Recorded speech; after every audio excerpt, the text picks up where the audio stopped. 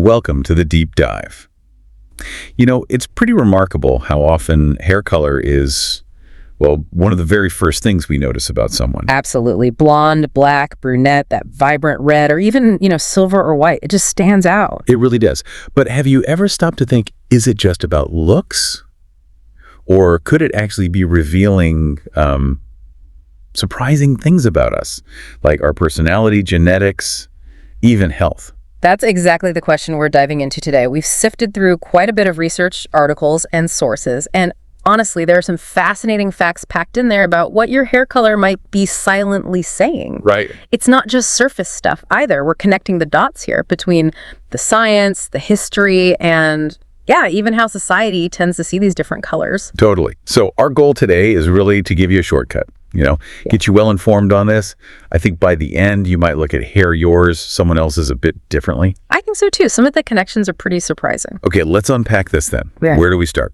The basics. Yeah, let's start with the science. At its core, hair color comes down to a pigment called melanin. Melanin, right.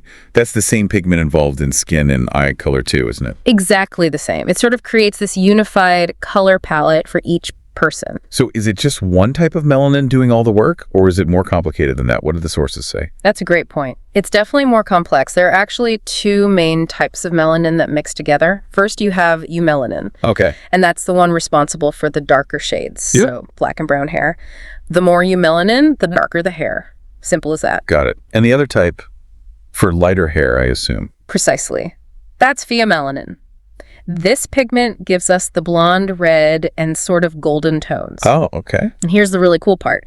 Your specific, unique hair color comes from the exact mix, the ratio of these two pigments. So it's like a personal formula. Exactly. Think of it like a genetic fingerprint.